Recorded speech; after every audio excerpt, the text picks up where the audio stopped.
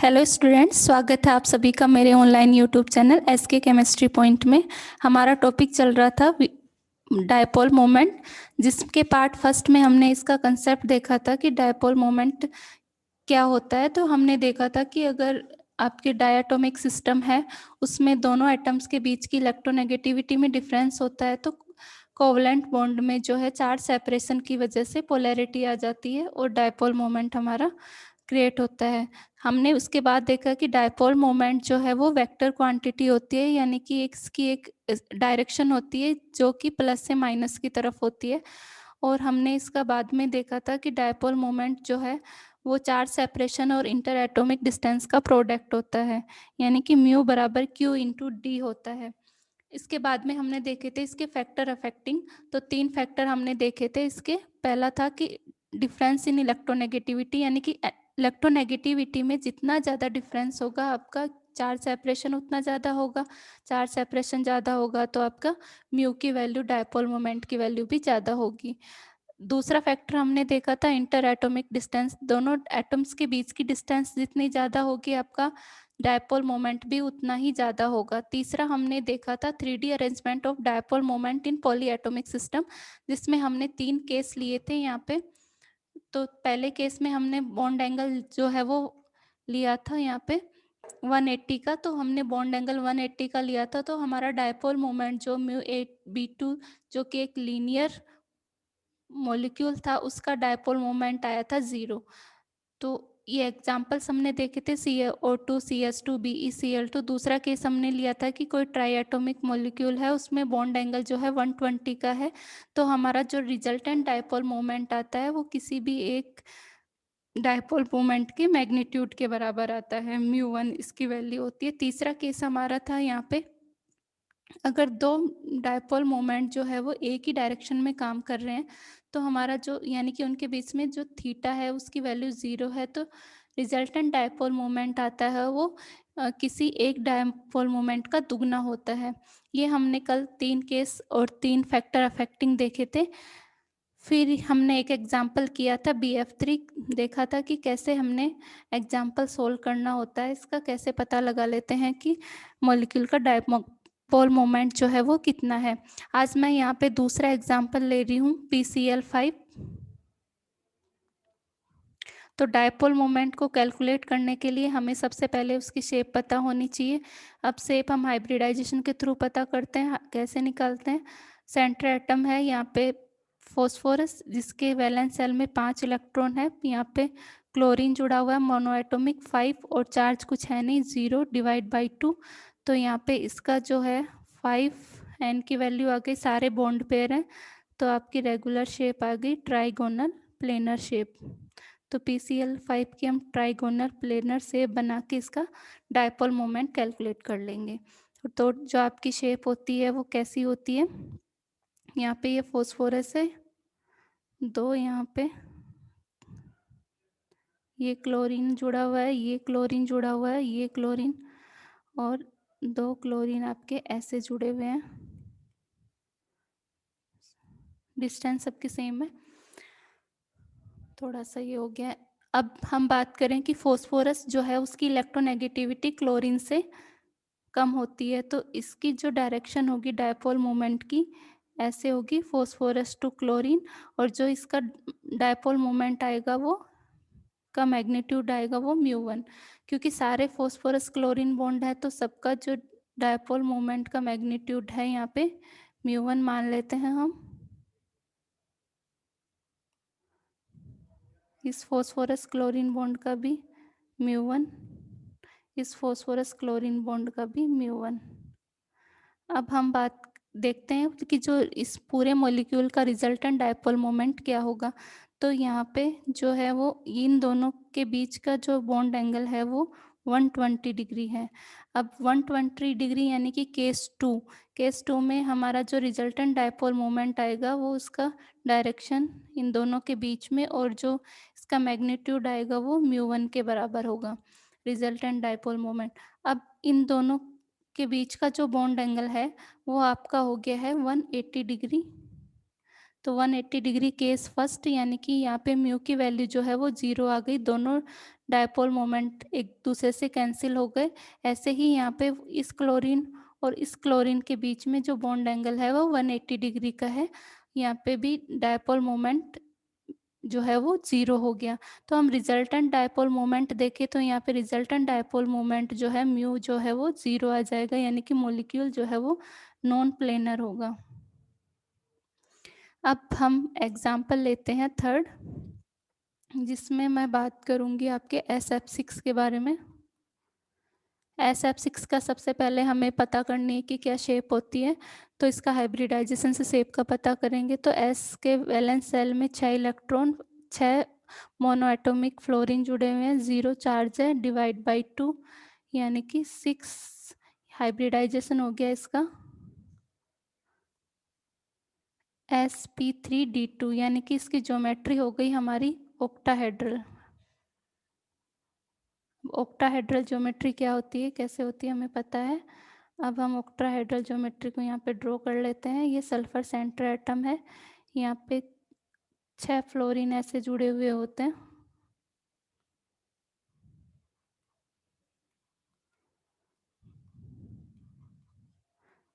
अब हमें पता है कि फ्लोरीन की इलेक्ट्रोनेगेटिविटी सल्फर से ज़्यादा है, तो इसका जो मैग्नेटिक, इसका जो डायपोल मोमेंट होगा वो μ1 होगा। उसकी डायरेक्शन ऐसे प्लस से माइनस सल्फर टू फ्लोरीन होगी। सारे सल्फर फ्लोरीन बॉन्ड है, तो यहाँ पे सबका जो डायपोल मोमेंट है उसका मैग्नीट्यूड मैंने बराबर लिया है μ1 और ये भी यहाँ पे लिया है μ1 और ये भी यहाँ पे μ1। अब हम बात करें रिजल्टेंट डायपोल मोमेंट की, तो रिजल्टेंट डायपोल मोमेंट इन दोनों के बीच का जो बॉन्ड एंगल है वो यहाँ पे है 180 डिग्री। 180 डिग्री यानी केस फर्स्ट, यानी कि जो म्यू की वैल्यू आएगी वो 0 आ जाएगी। दोनों डायपोल मोमेंट अगर अपोजिट है तो एक दूसरे को कैंसिल आउट कर देते हैं। यहाँ पे भी ये दोनों फ्लोरीन एक दूसरे के अपोजिट हैं, एक दूसरे को कैंसिल आउट कर दिए। यहाँ पे भी दोनों फ्लोरीन एक दूसरे के अपोजिट हैं, तो यहाँ पे अगर रिजल्टेंट मॉलिक्यूल SF6 के हम डायपोल मोमेंट की बात करें तो 0 आता है, यानी कि SF6 भी हमारा क्या है, नॉन पोलर मॉलिक्यूल है। अब मैं एग्जाम्पल एक लेती हूँ, 135 ट्राईफ्लोरोबेंजीन, एग्जाम्पल 4। इसका डायपोल मोमेंट हम कैसे कैलकुलेट करेंगे, कैसे पता लगाएंगे कि मॉलिक्यूल पोलर है या फिर नॉन पोलर है। 135 ट्राईक्लोरोबेंजीन, तो यहाँ पे हमें पता है कि कार्बन की इलेक्ट्रोनेगेटिविटी क्लोरीन से कम होती है, तो इसके डायपोल मोमेंट की जो डायरेक्शन है वो यहाँ से ऐसे होगी और मैग्नीट्यूड मैंने मान लिया है μ1। यहाँ पे भी इसकी डायरेक्शन ऐसे होगी और मैग्नीट्यूड μ1, इसकी डायरेक्शन ऐसे होगी और मैग्नीट्यूड μ1।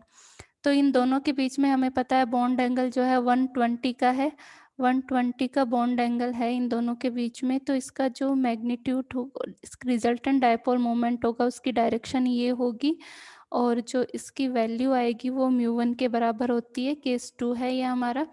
अब ये वाला डायपोल मोमेंट और ये वाला डायपोल मोमेंट की डायरेक्शन एक दूसरे के अपोजिट है, 180 डिग्री का एंगल है, दोनों ने एक दूसरे को कैंसिल आउट कर दिया और म्यू की वैल्यू जो है हमारी आ गई है 0, यानी कि ये मॉलिक्यूल भी हमारा क्या है, नॉन पोलर।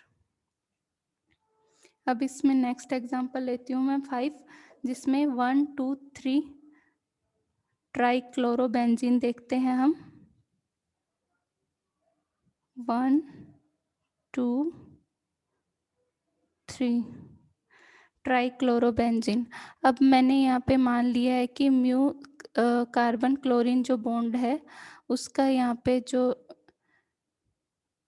डायपोल मोमेंट है मैंने मान लिया x डिबाई।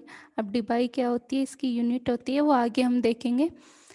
तो इसमें भी हमने पता है कि कार्बन और क्लोरीन में कार्बन की इलेक्ट्रोनेगेटिविटी कम है, क्लोरीन की ज़्यादा है, तो इसका जो डायरेक्शन है वो ऐसे होगी, इसकी डायरेक्शन जो है वो ऐसे होगी, मैग्नीट्यूड सबका सेम आएगा। अब हमें पता है कि यहाँ पे दोनों के बीच का जो बॉन्ड एंगल है वो 120 है। 120 बॉन्ड एंगल होने की वजह से जो रिजल्टेंट आएगा वो इसी डायरेक्शन में आएगा और उसकी वैल्यू जो है वो म्यू 1 के बराबर होगी। अब इन दोनों का जो म्यू 1 और म्यू 1 इन दोनों के सेम डायरेक्शन में आपके दो डायपोल मोमेंट आ गए हैं, म्यू 1 और म्यू 1।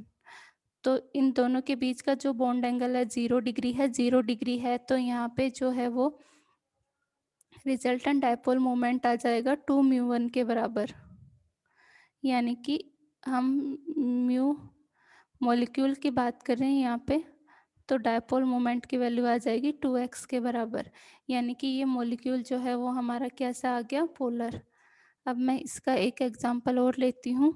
यहाँ पे 1 2 3 5 टेट्राक्लोरो बेंजीन। एग्जांपल मैं ले रही हूँ यहाँ पे 6, जिसमें हमने ये मॉलिक्यूल लिया है 1 2 3 5 टेट्राक्लोरो बेंजीन। अब इसका हम यहाँ पे देखेंगे कि मॉलिक्यूल पोलर है या फिर नॉन पोलर है, क्या इसका डायपोल मोमेंट होगा। तो ये हम कैलकुलेट करते हैं। हमें पता है कि ये और ये बॉन्ड एंगल जो है वो 180 डिग्री का है। 180 डिग्री बॉन्ड एंगल का मतलब होता है यहाँ पे केस फर्स्ट, यानी कि म्यू जो रिजल्टेंट म्यू है वो यहाँ पे 0 आ गया। अब यहाँ पे ये दोनों जो डायपोल मोमेंट है, ये दोनों बॉन्ड के बीच का जो एंगल है वो हो गया 120। 120 केस 2, जिसमें म्यू की वैल्यू आ गई आपकी म्यू 1 के बराबर। यानी कि ये इसका यहाँ पे डायपोल मोमेंट आ जाता है और ये मॉलिक्यूल जो है वो पोलर के बराबर होता है। तो यहाँ पे म्यू की वैल्यू म्यू 1। इस तरह से हम इजीली, अगर हमें पता है कंसेप्ट, तो पता कर सकते हैं कि मॉलिक्यूल पोलर है या फिर नॉन पोलर, उसका डायपोल मोमेंट क्या होगा। अब हम एक इसका नोट लेते हैं कि थीटा थीटा जैसे जैसे बढ़ता है आपका जो डायपोल मोमेंट है उसकी वैल्यू वैसे वैसे कम होती है। अब थीटा जैसे जैसे बढ़ेगा, यहाँ पे मैं ले रही हूँ theta 0 degree, theta 120 degree, theta 180 degree.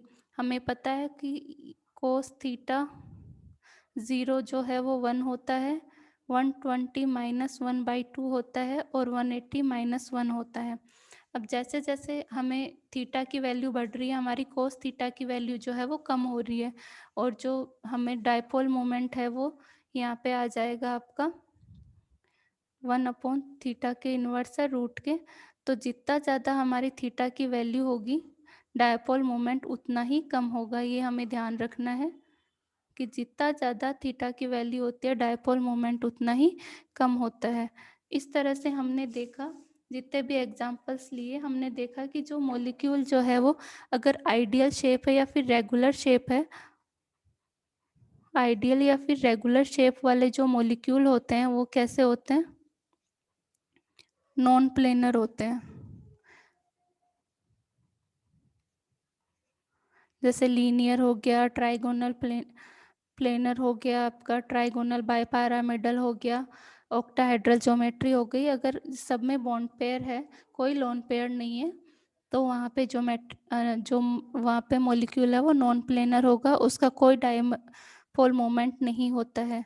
ये यहाँ पे हमें ध्यान रखना है। तो ये यहाँ पे हमारा कंसेप्ट बन गया कि अगर मॉलिक्यूल आइडियल या रेगुलर शेप का है तो हमारा जो मॉलिक्यूल है वो नॉन प्लेनर हो जाएगा, हमें देखने की ज़रूरत नहीं पड़ेगी। कैसे देखते हैं ये हमने देख लिया है। अब मैं बात करूँ कि कोई मॉलिक्यूल है जिसमें लोन पेयर है, उस लोन पेयर की वजह से भी कुछ ना कुछ डायपोल मोमेंट होगा। उसकी डायरेक्शन क्या होती है, तो जिस साइड लोन पेयर होता है उसी डायरेक्शन में उसका डायरेक्शन होती है आपके डायपोल मोमेंट की। तो अगर यहाँ पे ये मैंने माना कि ये लोन पेयर की डायरेक्शन जो है, लोन पेयर ऊपर की तरफ है, तो यहाँ पे इसके डायपोल मोमेंट की जो डायरेक्शन होगी वो ऊपर की तरफ होगी। अगर ये लोन पेयर आपका इसकी डायरेक्शन इस साइड है, तो आपका जो डायपोल मोमेंट है उसकी डायरेक्शन ऐसे होगी। अगर यहाँ पे मान लिया मैंने किसी मॉलिक्यूल में दो लोन पेयर है, तो दो लोन पेयर है तो उनकी डायरेक्शन जो है वो ऐसे होगी, लोन पेयर की डायरेक्शन में ही और रिजल्टेंट हम देख लेंगे कि कितना आएगा। ठीक है, अब इसका मैं एक एग्जांपल ले लेती हूँ लोन पेयर का। XeF2 जिनोन डाइफ्लोराइड, जिसमें जिनोन जो है वो आपका वैलेंस सेल में इसमें 8 इलेक्ट्रॉन है, 2 आपका मोनो एटॉमिक फ्लोरीन जुड़ा हुआ है, 0 इसमें चार्ज है, डिवाइड बाई 2, तो यहाँ पे आ गया 10/2 यानी कि 5। अब इसमें 2 आपके बॉन्ड पेयर है, 3 लोन पेयर है, तो इसकी जो ज्योमेट्री जो इसकी शेप है वो हो गई आपकी लीनियर शेप। अब लीनियर शेप हम कैसे बनाते हैं हमें पता है। XC आपका ये यहाँ पे हो गया, और जो है आपका यहाँ पे फ्लोरीन इसमें 2 जुड़े हुए हैं। हमें पता है कि ये जो 5 आपके ये यहाँ पे आए हैं, तो ये ट्राईगोनल बाय पिरामिडल ज्योमेट्री रखेंगे, जिसमें इक्विटोरियल पे आपके लोन पेयर होते हैं, इक्विटोरियल पोजीशन पे।